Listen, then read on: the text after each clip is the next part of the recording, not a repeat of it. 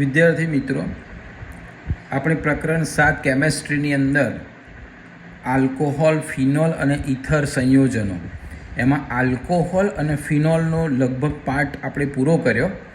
હવે આ લેક્ચરમાં જોવાના છે ઇથર સંયોજનો. એ છેલ્લો ટોપિક છે, એટલે કે જે 3 પોર્શન હતા આલ્કોહોલ, ફિનોલ અને ઇથર, એમાં આલ્કોહોલ ફિનોલની બનાવટ, રાસાયણિક પ્રક્રિયાઓ, ગુણધર્મ આપણે જોયા. એવી રીતે આપણે અત્યારે ઇથર સંયોજનો જોઈશું.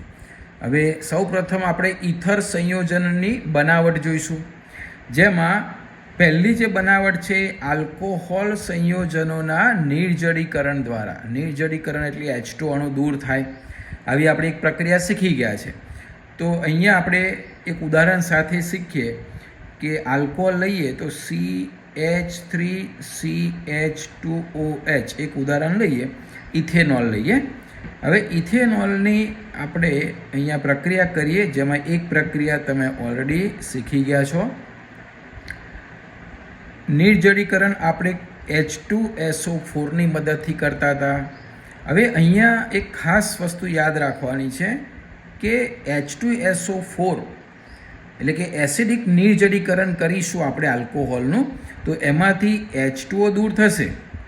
H2O દૂર થઈને એટલે તમને ખબર છે કે વિલોપન પ્રક્રિયા જેવું થશે. અહીંયાથી OH અને આ જગ્યાએથી H, એટલે અહીંયા આલ્કીન બનશે. એટલે CH2 દ્વિબંધ CH2 એટલે કે ઇથિન મળશે.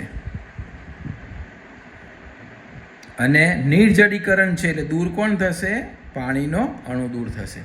આ પ્રક્રિયા તમે ઓલરેડી શીખી ગયા છો. હવે આપણે અહીંયા આગળ ઇથર સંયોજનો બનાવવાના છે. અહીંયા તો ઇથિન બન્યું, તો H2SO4 જે છે એ જ પ્રક્રિયકની હાજરીમાં એટલે કે એસિડિકીકરણમાં હવે જો ટેમ્પરેચર આપણે અહીંયા 413 કેલ્વિન કરીએ છીએ, સમજવાનું છે. અહીંયા 443 કેલ્વિન તાપમાન છે. તાપમાન ઊંચું છે એટલે નિર્જળીકરણ થાય છે. અહીંયા તાપમાન નીચું છે તો અહીંયા આપણને જે મળે છે તે ઇથર મળે છે. C2H5O C2H5. એટલે અહીંયા ઇથિન નથી મળતો પણ ઇથર મળે છે. રાઈટ? તો જો આ બંને પ્રક્રિયામાં તફાવત જોઈ લો. હવે અહીંયા એસિડિકીકરણની અંદર કયા કયા એસિડ વપરાય? તો એસિડિકીકરણની અંદર જે છે એ પ્રોટિક એસિડ હોય, કોઈ પણ પ્રોટિક એસિડ. પ્રોટિક એસિડ એટલે પ્રોટોન આપે. તો પ્રોટિક એસિડમાં આપણે આગળ પણ જોઈ ગયા H2SO4, H3PO4 બરાબર જેવા એસિડ એમાં વપરાય છે.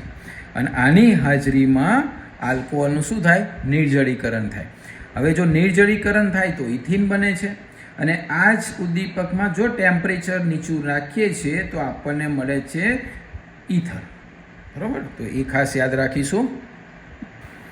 આ જે ઇથર બન્યો ને, એ ઇથરની જે બનાવટ છે એ SN2 પ્રક્રિયાને લીધે થાય છે.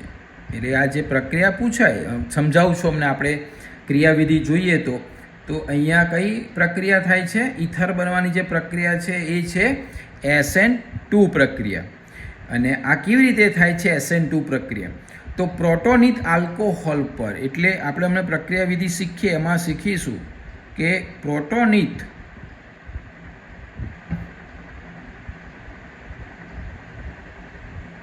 આલ્કોહોલ પર આલ્કોહોલનો હુમલો થાય છે.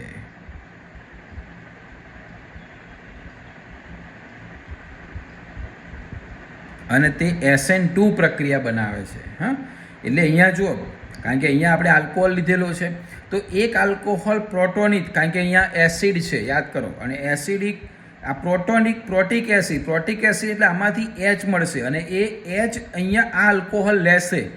આ આલ્કોહોલ લેશે એટલે કેવો આલ્કોહોલ બનશે? પ્રોટોનિક આલ્કોહોલ. એટલે કે આલ્કોહોલે કોને ગ્રહણ કર્યો? પ્રોટોનને. અને બીજો જે આલ્કોહોલ હશે અંદર દ્રાવણમાં, એ આલ્કોહોલ આની ઉપર હુમલો કરશે. અને એ હુમલો થશે અને આપણને જે ઇથર નિપજ મળશે એ પ્રક્રિયા SN2 પ્રક્રિયા છે. હવે આપણે એની ક્રિયાવિધિ જોઈએ. જો ક્રિયાવિધિમાં આપણે ઘણી બધી ક્રિયાવિધિ શીખ્યા, બસ એવી જ અહીંયા ક્રિયાવિધિ છે. સૌથી પહેલાં આપણે અહીંયા આલ્કોહોલ લીધો, તો આલ્કોહોલ એટલે કે CH3CH2O અને H, અને આપણે આવી રીતે દર્શાવીશું. હવે એસિડિકીકરણ કરીએ છીએ એટલે સીધી વસ્તુ છે, શું મળવાનું છે? H+ મળવાનું છે. હા, હવે આ જે H+ છે, H+ એ આવ્યો શામાંથી હશે? તો H2SO4માંથી. એમાંથી H મળ્યો. એ H+ શું કરશે? આ જે આલ્કોહોલ છે એ આ જગ્યાએ H+ ને સ્વીકાર કરશે અને એમાંથી આપણને મળશે CH3CH2OH અને આ જગ્યાએ અહીંયા જોઈન થશે H, બરાબર. અને આપણે ખબર છે કે આ ઓક્સિજન ઉપર કયો વીજભાર આવવાનો? પ્લસ. એટલે આ જે છે એને કહીશું આપણે પ્રોટોનેટેડ આલ્કોહોલ. કેમ પ્રોટોનેટેડ આલ્કોહોલ? એને શું સ્વીકાર્યું? પ્રોટોનનો સ્વીકાર કર્યો. એટલે પહેલું જે તબક્કો છે ક્રિયાવિધિમાં, એમાં સૌ પ્રથમ જે આલ્કોહોલની વાત કરી એ H2SO4માંથી H+નો સ્વીકાર કરશે અને પ્રોટોનેટેડ આલ્કોહોલ બનાવશે. હવે બીજા નંબરમાં ક્રિયાવિધિમાં શું થાય છે જુઓ. હવે આ જે પ્રોટોનેટેડ આલ્કોહોલ થયો એના પર કોનો હુમલો થાય? આપણે શીખ્યા ને આગળ, એના પર આલ્કોહોલનો હુમલો થાય. તો અહીંયા પહેલાં ફરીથી આપણે આલ્કોહોલ લઈએ, CH3CH2OH. પ્રોટોનેટેડ આલ્કોહોલ અંદર છે જ, CH3CH2OH. પ્રોટોનેટેડ આલ્કોહોલ એટલે લખીએ આપણે.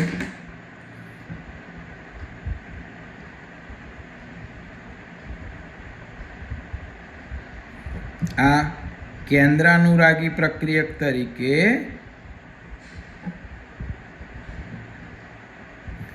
આની ઉપર શું કરશે? હુમલો કરશે. તો પ્રોટોનેટેડ આલ્કોહોલ ઉપર કેન્દ્રાનુરાગી પ્રક્રિયક તરીકે હુમલો કરશે એટલે અહીંયાથી આ દૂર થઈ જશે અને એમાંથી આપણને મળશે, જો અહીંયા CH3CH2.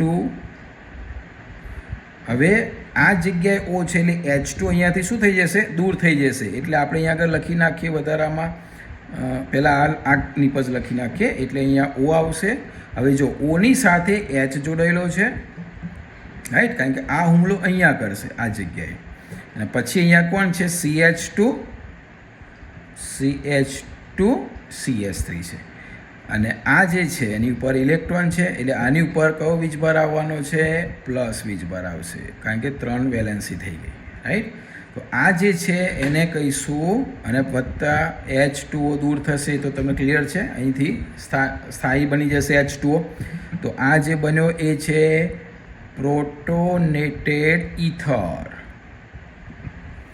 બીજા સ્ટેપની અંદર ફરીથી જુઓ, આ જે આલ્કોહોલ છે એસિડિકીકરણ થાય છે એટલે H+ સ્વીકારે છે, પ્રોટોનેટેડ આલ્કોહોલ બને છે. આ પ્રોટોનેટેડ આલ્કોહોલ ઉપર આ જે સાદો આલ્કોહોલ છે એ કેન્દ્રાનુરાગી પ્રક્રિયક તરીકે આની ઉપર શું કરે છે? હુમલો કરે છે. આની ઉપર હુમલો કરે છે એટલે અહીંયાથી H2O દૂર થાય છે સ્થાયી સંયોજનમાં અને આ રીતે ઓક્સિજન આયન બને છે. હવે ત્રીજા નંબરના સ્ટેપની અંદર આપણે આપણી જે નિપજ જોઈએ છે નિપજ મળશે. તો એમાં CH3CH2OH CH2CH3. જો હવે અહીંયા શું થાય છે? તો આ જે છે એ ઇલેક્ટ્રોન અહીંયા જતા રહેશે કારણ કે આ સ્થાયી થવાનું છે, આ પ્લસ છે. તો સ્થાયી થવા માટે હવે આ જે પ્રોટોનેટેડ ઇથર હતો આપણે આગળ જોયું ને, આ છે પ્રોટોનેટેડ ઇથર. હવે એ શું કરશે? એમાંથી H+ દૂર થશે. H+ એટલે કે પ્રોટોનને શું કરી દેશે? દૂર કરી દેશે. અને પ્રોટોનને દૂર કરી દેશે એટલે આપણી જે નિપજ વાત કરી હતી CH3CH2O CH2CH3 બનશે અને H+ દૂર થશે. તો આપણને આ જે નિપજ મળી એ નિપજ કઈ હતી? ઇથર. તો આપણે જે આગળની પ્રક્રિયાઓ જોઈ કે આલ્કોહોલનું એસિડિકીકરણ કરવાથી ઇથર બને છે, તો આની ક્રિયાવિધિ છે, બરાબર. ફરી એક વખત ફાસ્ટ જોઈ લઈએ. ક્રિયાવિધિ પૂછાય તો આલ્કોહોલ છે એસિડિકરણમાં H+ એમાં ઉમેરાય છે, એટલે પ્રોટોનેટેડ આલ્કોહોલ છે બને છે. એ પ્રોટોનેટેડ આલ્કોહોલ પર કેન્દ્રાનુરાગી પ્રક્રિયક તરીકે આલ્કોહોલ શું કરે છે? હુમલો કરે છે. H2O દૂર થાય છે, પ્રોટોનેટેડ ઇથેર બને છે. આ જે પ્રોટોનેટેડ ઇથર છે એ અસ્થાયી છે, એટલા માટે સ્થાયી બનવા માટે આ ઇલેક્ટ્રોન શું થશે? અહીંયા જશે અને H દૂર થઈ જશે. અને H દૂર થાય છે એ શેમાંથી દૂર થાય છે? પ્રોટોનેટેડ ઇથરમાંથી. અને આ રીતે આપણને આલ્કોહોલમાંથી ઇથર બને છે. આ પદ્ધતિ છે ને એ માત્ર પ્રાથમિક આલ્કાઇલ સમૂહ ધરાવતા ઇથર માટે છે. આ સમજવાની છે વસ્તુ. આલ્કાઇલ સમૂહ જે છે આપણે જોયા પ્રક્રિયામાં, આલ્કોહોલમાં જે આલ્કાઇલ સમૂહ હતા એ અવકાશીય અવરોધ રહિત હોય અને તાપમાન નીચું હોય તો જ ઇથર બને, નહીં તો શું બની જાય? આલ્કીન. બરાબર. આપણે જોઈ બે પ્રક્રિયા, એક ઊંચા તાપમાને અને એક નીચા તાપમાને. તો ઊંચા તાપમાને શું બનતું હતું? આલ્કીન બનતું હતું. એટલે આલ્કાઇલ સમૂહ છે અવકાશીય અવરોધ રહિત. અવકાશીય અવરોધ રહિત એટલે સિમ્પલ પ્રાથમિક આલ્કોહોલ હોવો જોઈએ. એનો મતલબ એવો થાય કે કેવો આલ્કોહોલ હોવો જોઈએ? પ્રાથમિક. એટલે એની ઉપર અવકાશીય અવરોધ થાય નહીં. અને તાપમાન નીચું હોય તો જ પ્રાથમિક આલ્કાઇલ સમૂહ ધરાવતા ઇથર બને છે. જો આ કન્ડિશન ના હોય તો શું બની જાય છે? આલ્કીન બની જાય છે. કેવી રીતે આલ્કીન બને છે? જો આલ્કોહોલ દ્વિતીયક કે તૃતીયક હોય તો પ્રક્રિયા કઈ થાય? SN1 સરળ બને, કારણ કે કાર્બોકેટન આના સ્થાયી છે એટલે SN1 બને છે અને પ્રક્રિયા બની જાય છે વિલોપન પ્રક્રિયા. અને વિલોપન પ્રક્રિયા બને છે એટલે શું બની જાય છે? આલ્કીન. એટલે આ ખાસ યાદ રાખવાનું છે આપણે કે આલ્કોહોલ સંયોજનમાંથી જ્યારે ઇથર બનાવવાનું થાય ત્યારે આ જો આમાં આ દ્વિતીયક તૃતીયક છે એમાં અવકાશીય અવરોધ હોય છે, રાઈટ. અને અવકાશીય અવરોધ હોય છે એનો મતલબ એવો થયો કે SN1 સરળ બને. અવકાશીય અવરોધ નથી તો SN2 બને. એટલે અહીંયા આ જે કન્ડિશન બને છે કઈ પ્રક્રિયામાં બને છે? SN2. આપણે આગળ શીખી ગયા. પણ જો આલ્કોહોલ દ્વિતીયક કે તૃતીયક હોય તો SN1 અને વિલોપન પ્રક્રિયા થઈને બને છે આલ્કીન, રાઈટ. તો એ તમને ખ્યાલ હોવો જોઈએ. તો આને અનુલક્ષીને સ્વાધ્યાયમાં 7.27 એક એક્ઝામ્પલ છે, એટલે પ્રશ્ન છે. એ પ્રશ્નનો આન્સર આમાં છે. બીજા નંબરની પદ્ધતિ જોઈએ ઇથર સંયોજનની બનાવટમાં. સેકન્ડ નંબરની જે પદ્ધતિ છે જેનું નામ છે વિલિયમસન સંશ્લેષણ પદ્ધતિ. બહુ જ ઇમ્પોર્ટન્ટ ટૂંકનો જ છે, 2 થી 3 માર્ક્સમાં પૂછવાતી ટૂંકનો જ છે. તેનું નામ છે વિલિયમસન સંશ્લેષણ પદ્ધતિ. આ પદ્ધતિથી તમે સમમિતીય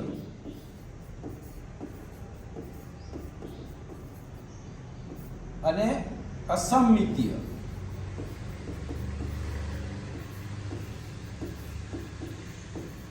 ઇથર સંયોજનો બનાવી શકાય. સમમિતીય અને અસમમિતીય આપણે શીખી ગયા છે. સમમિતીય ઇથર સંયોજનો એટલે એવા સંયોજનો જેમાં આ R જે છે એ બંને કેવા હોય? સેમ હોય. અને અસમમિતીય એટલે R જે છે ઓની આજુબાજુ જોડાયેલા તે R જુદા જુદા હોય, રાઈટ. આપણે શીખી ગયા છે. તો વિલિયમસન સંશ્લેષણ પદ્ધતિ સમમિતીય અને અસમમિતીય ઇથર સંયોજનો બનાવવા માટે ઉપયોગી છે.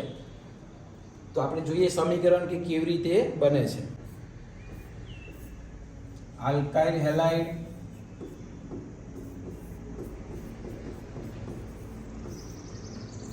આલ્કાઇલ હેલાઇડની પ્રક્રિયા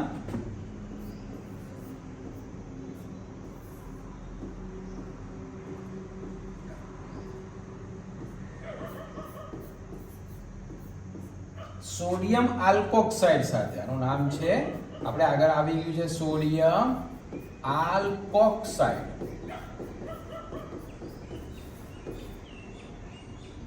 આલ્કાઇલ હેલાઇડની પ્રક્રિયા સોડિયમ આલ્કોક્સાઇડ સાથે કરવામાં આવે.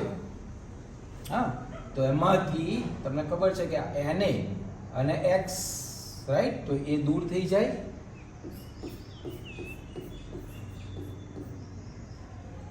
અને શું મળે?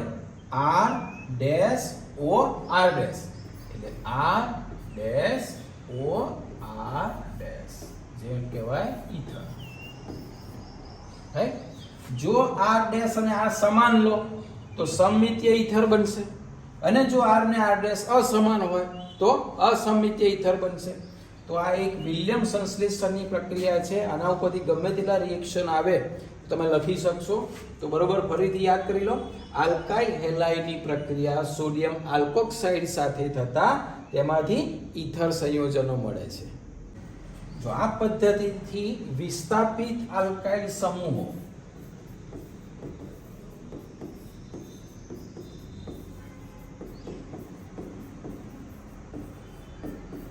દ્વિતીયક કે તૃતીયક ધરાવતા ઈથર સંયોજનો પણ બનાવી શકાય.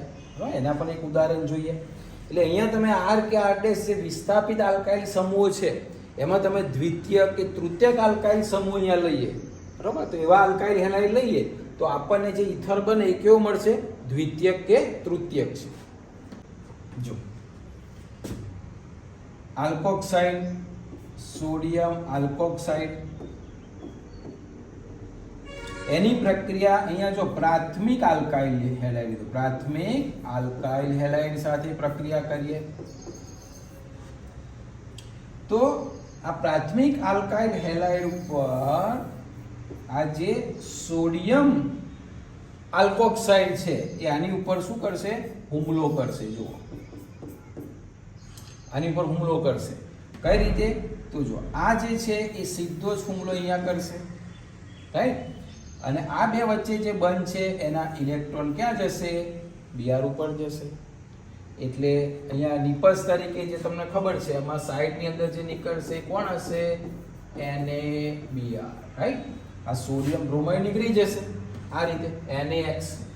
તો શું જોઈન થશે? સીધી વસ્તુ આ CH3 જુઓ, CH3 આપણે વાત કરીએ ને RX, તો RX છે તો R પછી અહીંયા આવશે O, રાઈટ? આ O પછી O ની સાથે કોણ છે અહીંયા? CH3 CH3 CH3. તો આ રીતે આપણને ઈથર મળશે. આના જેવું છે. ફરીથી જોઈ લઈએ. RX પ્રાથમિક આલ્કાઇલ હેલાઇડ લીધો. અચ્છા, એની સોડિયમ આલ્કોક્સાઇડ સાથે પ્રક્રિયા કરી. આ ઇલેક્ટ્રોન Br જતા રહેશે એટલે NaBr દૂર થઈ જશે, અને આ R જે છે એ કોની સાથે જોઈન થઈ જશે? O સાથે જોઈન થઈ જશે. એટલે અહીંયા તમારે એવું કહેવું તો પ્રાથમિક આલ્કાઇલ હેલાઇડ ઉપર સોડિયમ આલ્કોક્સાઇડ શું કરે છે? હુમલો કરે છે. અને આ ક્રિયાવિધિ તમે જુઓ ને તો કઈ ક્રિયાવિધિ જેવી છે? SN2 જેવી પ્રક્રિયા છે. રાઈટ? પ્રક્રિયા કેની ઉપર હુમલો કરે છે? આલ્કાઇલ હેલાઇડ ઉપર. એટલે આ પ્રક્રિયા SN2 પ્રક્રિયા છે. એ આપણો મુખ્ય જે પ્રક્રિયાર્થી છે જે આપણે આલ્કાઇલ હેલાઇડ છે એ પ્રાથમિક લઈએ ને તો ઉત્તમ પરિણામ મળે છે. ઉત્તમ પરિણામ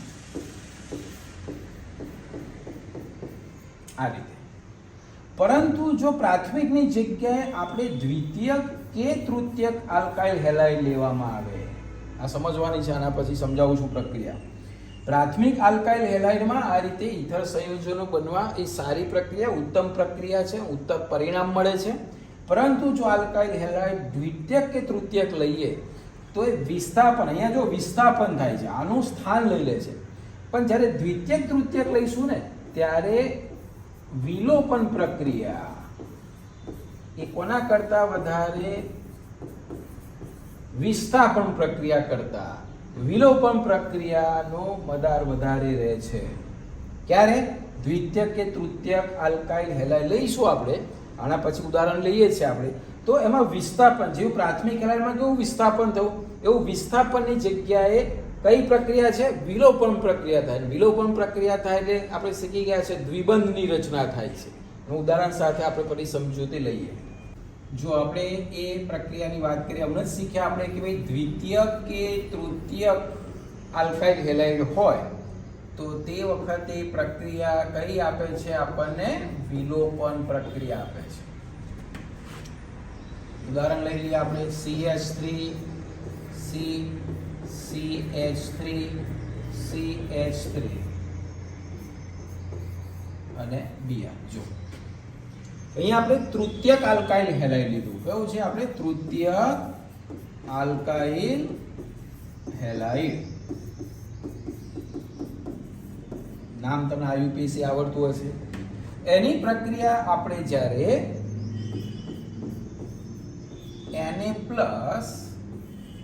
Na+O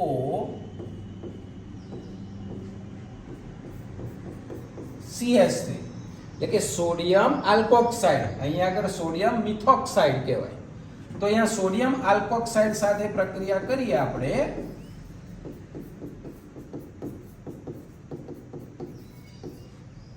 તો એની પ્રક્રિયાની નિપજ જે મળે છે તે જુઓ. હવે અહીંયા આગળ આના પહેલા જોઈએ ને વિસ્થાપન પ્રક્રિયા હતી. અહીંયા વિલોપન પ્રક્રિયા થાય ક્યારે? દ્વિતીયક કે તૃતીયક આપણે આલ્કાઇલ હેલાઇડ લઈએ છીએ ત્યારે. તો વિલોપન પ્રક્રિયા કઈ રીતે થાય? તો બહુ સીધી વસ્તુ, આ NaBr એ દૂર થઈ જશે એટલે આ જગ્યાએ અહીંયા NaBr પ્લસ. હવે જો અહીંયા આ જે છે બાકીનો જે ભાગ રહ્યો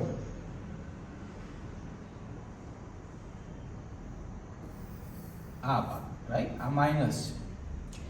એ જ્યારે આલ્કોક્સાઇડ રહ્યો, આલ્કોક્સાઇડ એ અહીંયા માત્ર ને માત્ર કેન્દ્રાનુરાગી પ્રક્રિયક તરીકે નથી વર્તતો,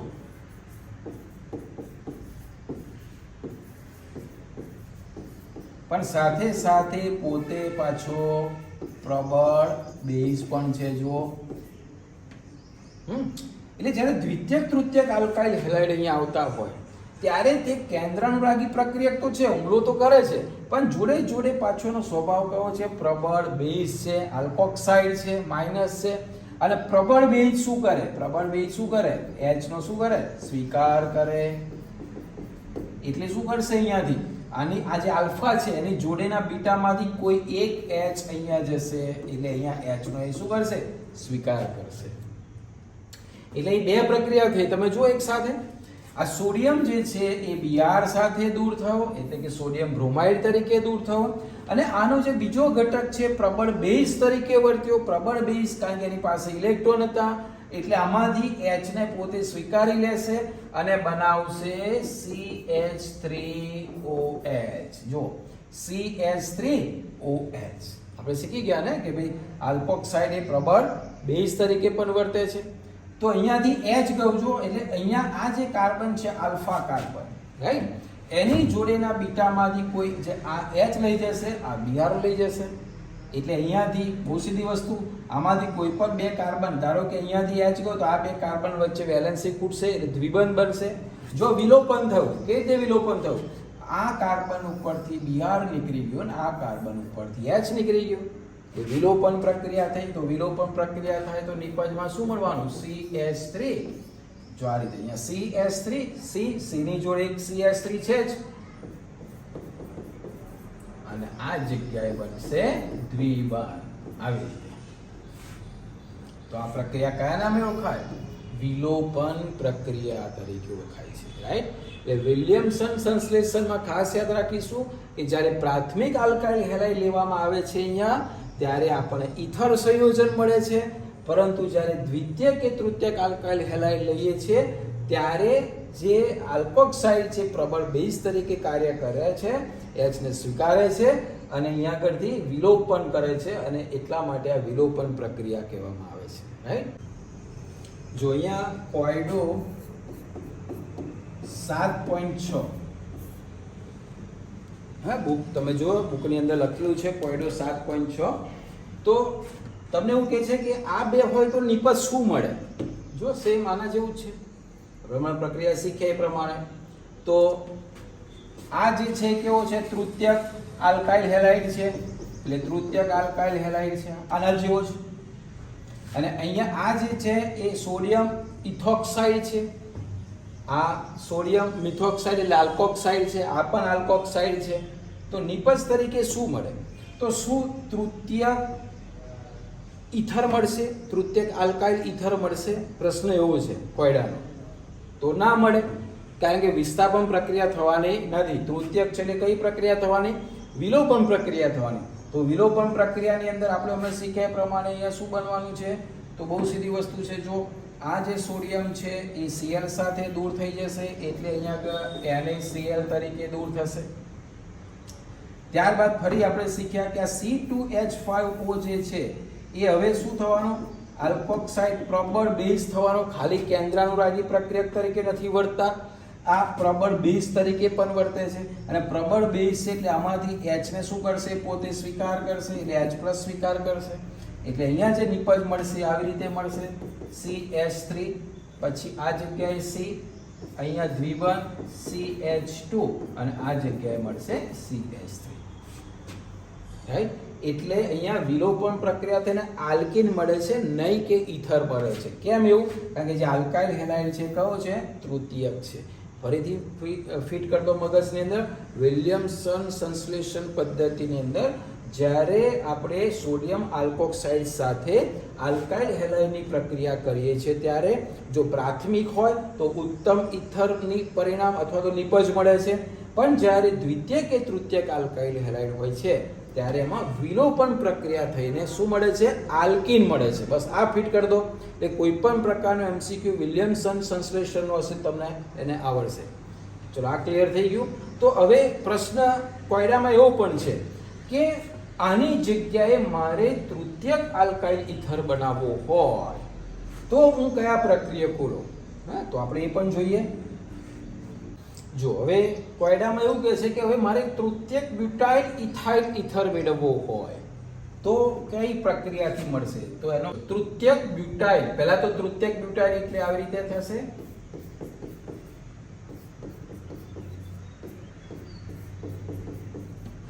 આ તૃતીયક બ્યુટાઇલ થયા, પછી ઇથાઇલ ઈથર એટલે અહીંયા શું આવશે, C2H5. જો સ્ટ્રક્ચર ફરી જુઓ, તૃતીયક બ્યુટાઇલ આ છે, તૃતીયક બ્યુટાઇલ આ છે ઇથાઇલ અને આ ઈથર, એ તૃતીયક બ્યુટાઇલ ઇથાઇલ ઈથર. ચલો આ કઈ રીતે મળે? વિલિયમસન સંશ્લેષણ દ્વારા. તો બહુ સીધી વસ્તુ છે, આપણે શીખ્યા એ પ્રમાણે. ચલો આલ્કોક્સાઇડ આમાં કોનો લઈશું અને નોર્મલ આલ્કાઇલ હેલાઇડ કયો લઈશું? તો જો મારે આવો તૃતીયક બ્યુટાઇલ ઇથાઇલ ઈથર મેળવવું હોય તો આપણે શીખ્યા કે આલ્કાઇલ હેલાઇડ પ્રાથમિક જોઈએ, ઈથર બનાવવું હોય તો જ વિસ્થાપન પ્રક્રિયા થાય, નહીતર વિલોપન થઈ જાય. તો અહીંયા મારે આ તૃતીયક છે અને આ પ્રાથમિક છે. જો તો બહુ સીધી વસ્તુ, મારે C2H5Cl આ પ્રાથમિક હેલાઇડ મારે લેવું પડશે, પ્રાથમિક હેલાઇડ. અને આલ્કોક્સાઇડ ભલે તૃતીયક હોય તો અહીંયા આગળ હવે બાકી જે રહે આલ્કોક્સાઇડ આ રીતે લઈશું, CH3 CH3 CH3. અહીંયા હું લઈશ O, Na પ્લસ ને માઇનસ. રાઈટ. જો શું બનશે આમાંથી,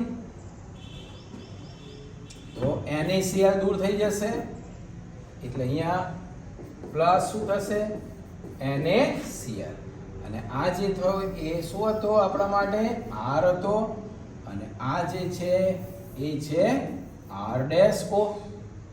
તો અહીંયા આગળ બની ગયો R-O R-, right, R-O R-, ગમે તે લખાય આગળ પાછળ.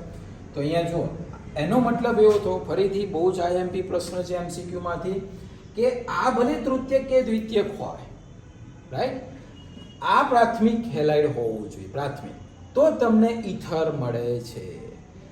જો આ દ્વિતીયક કે તૃતીયક હોય તો તમને અહીંયા વિલોપન પ્રક્રિયા મળે છે. આના પહેલા આપણે શીખ્યા, તો આ બંને યાદ રાખીશું. બહુ ઇમ્પોર્ટન્ટ કોયડો છે, તમારી જાતે પણ તમે ગણશો 7.6 કોયડો.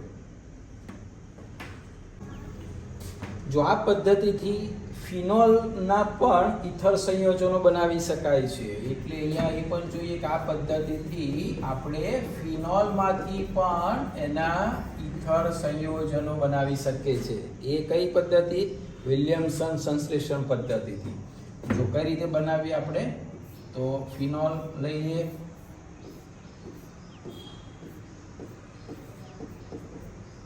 અચ્છા આપણે જે શીખ્યા એમાં આલ્કોક્સાઇડ જોઈતું હતું, તો અહીંયા આગળ ફિનોક્સાઇડ બનાવવું પડશે. તો ફિનોક્સાઇડ બનાવવા માટે એને કોની સાથે પ્રક્રિયા કરતા હતા? આપણે આગળ આવી ગયું છે, NaOH સાથે પ્રક્રિયા કરતા હતા. તો NaOH સાથે પ્રક્રિયા કરતા હતા તો શું દૂર થતું હતું? H2O. તો તો અહીંયા H2O દૂર થઈને આપણને આ જગ્યાએ સોડિયમ ફિનોક્સાઇડ મળશે. જો સોડિયમ ફિનોક્સાઇડ મળ્યું, બહુ સરસ, ઇમ્પોર્ટન્ટ છે. જો અહીંયાથી H, અહીંયાથી OH દૂર થશે H2O તરીકે. આ જગ્યાએ કોણ આવી જશે? Na આવી જશે. અને આ જે છે જેનું નામ છે સોડિયમ ફિનોક્સાઇડ. ચલો, સોડિયમ ફિનોક્સાઇડ થઈ ગયું. હવે આપણે આની જ્યારે પ્રક્રિયા વિલિયમસન પ્રમાણે કરવા જઈએ તો ધારો કે આપણે RH લઈ લઈએ તો સીધી વસ્તુ છે, આ અહીંયા જશે અને આ જે R જે છે હુમલો ક્યાં કરશે? આ જગ્યાએ, રાઈટ? તો અહીંયા આગળ શું બનશે? નિપજ તરીકે જુઓ, દૂર શું થઈ ગયું? NaX અને આ જગ્યાએ આવી ગયું OR. આ શું થઈ ગયું? Ether, right? ROR. એટલે વિલિયમ સંશ્લેષણ પદ્ધતિની મદદથી તમે ફિનોલમાંથી પણ ઇથર સંયોજનો બનાવી શકો છો. ફરીથી યાદ કરી દે, ફિનોલ જેવી રીતે વિલિયમ સંશ્લેષણમાં આલ્કાઇલ હેલાઇડની સાથે કોણ હતું? આલ્કોક્સાઇડ હતું. એવી રીતે અહીંયા આગળ પણ ફિનોક્સાઇડ લેવાનું છે, સિમ્પલ. તો ફિનોલ NaOH, એમાંથી સોડિયમ ફિનોક્સાઇડ બને છે. સોડિયમ ફિનોક્સાઇડની આલ્કાઇલ હેલાઇડ સાથે પ્રક્રિયા કરીએ છીએ તો એમાંથી આપણને ઇથર મળે છે. તો આના ઉપર આપણે થોડાક ઉદાહરણ લઈ લઈએ. ડાયરેક્ટ આને સોડિયમ ફિનોક્સાઇડ તરીકે લઈએ આપણે. સોડિયમ ફિનોક્સાઇડ જોઈએ કોને આવડે છે. તમે જાતે તૈયાર કરો છો આ પ્રક્રિયા, જાતે લખો છો. સોડિયમ ફિનોક્સાઇડની પ્રક્રિયા આપણે અહીંયા કરીએ CH3Cl થી. ચલો, વિલિયમસન સંશ્લેષણ પદ્ધતિ. બીજી પણ પ્રક્રિયા આપણે અહીંયા લખીએ, એ પણ જોઈએ કેટલાને આવડે છે. ચલો, ફરીથી અહીંયા લખ્યું સોડિયમ ફિનોક્સાઇડ C2H5Cl. યસ, જોઈએ કેટલાનું સાચું. NaCl નીકળી જશે તો અહીંયા શું બનશે? OCH3, right? શું નામ છે આનું? આપણે શું બોલીએ છીએ એનું નામ? એનિસોલ. બહુ જ ઇમ્પોર્ટન્ટ પ્રક્રિયા છે આ બંને. એનિસોલ પ્રક્રિયા છે. સોડિયમ ફિનોક્સાઇડની પ્રક્રિયા આલ્કાઇલ હેલાઇડ એટલે મિથાઇલ ક્લોરાઇડ સાથે કરતા એમાંથી એનિસોલ બને છે. એનું IUPAC નામ શું? તો ઇથરના બે ભાગ પાડ્યા છે. જો વધારે કાર્બન ક્યાં છે? બેન્ઝીનમાં. બેન્ઝીન પાછળ લખાય, ઓછા કાર્બન આગળ છે. એટલે આની સાથે શું લખાય? Methoxy benzene. મિથેન એની જોડે ઓક્સિજન એટલે મિથોક્સી બેન્ઝીન. ચલો, આનું નામ જુઓ. અહીંયા ઇથાઇલ છે તો અહીંયા તમારી નિપજ આ પ્રમાણે હશે. બધા ચેક કરી લો. OC2H5 આના જેવી નિપજ મળશે. એનું નામ ઇથોક્સી બેન્ઝીન, જેને ફેનિટોલ તરીકે ઓળખવામાં આવે છે. આ ઇમ્પોર્ટન્ટ શબ્દ છે, સાંભળી લેજો. ફેનિટોલ પૂછાય છે પરીક્ષામાં. એનિસોલ ને ફેનિટોલ. ઇથોક્સી બેન્ઝીન હોય તેને ફેનિટોલ કહેવામાં આવે છે અને મિથોક્સી બેન્ઝીન હોય તો એનું નામ છે એનિસોલ.